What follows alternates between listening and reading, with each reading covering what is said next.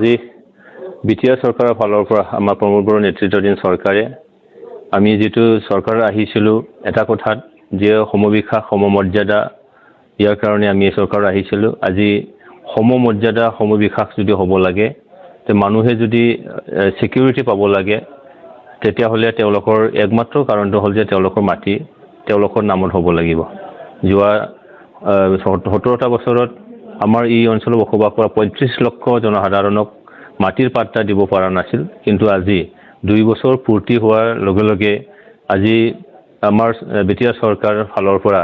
আমাৰ এই জনসাধাৰণক মাটিৰ পাট্টা দিয়া যেনেকৈ তেওঁলোকৰ পৈতৃক সম্পত্তি যোৱাটো সময়ত তেওঁলোকে পাব পৰা নাছিল এপিৰ পৰা পিপি কৰিব পৰা নাছিল যিবিলাকে এমএনপিত আছিল তেওঁলোকে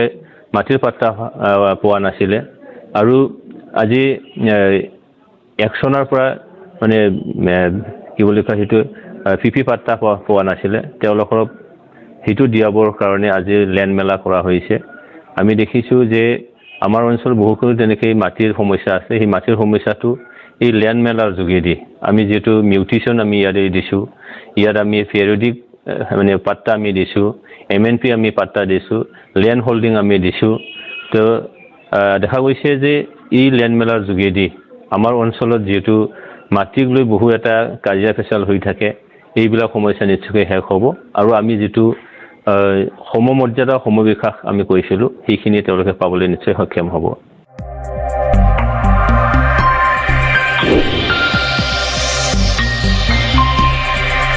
মোৰ নাম গোপাল সাহা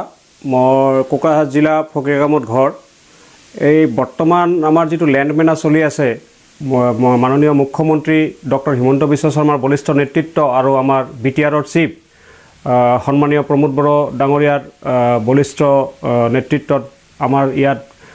পাট্টাহীন ব্যক্তি আৰু বহু ধৰণৰ জমিৰ কাগজ নথকা ব্যক্তিসকলে এপ্লাই কৰিব দিছে আমাৰ বসুন্ধৰা 2 ওট তো আমিও এপ্লাই কৰিছো ময়ো গোপাল সাহা এপ্লাই কৰিছিলো মোৰ জমি আছে কিন্তু বহু দিনৰ পৰা মই কাগজ পোৱা নাই কিন্তু ইমান ধুনিয়াকে ক্যাশলেছত এক পইচা নিদিয়াকে মই এপ্লাই কৰি পেলাই ইমান ধুনিয়াকে কাগজ এখন পাইছো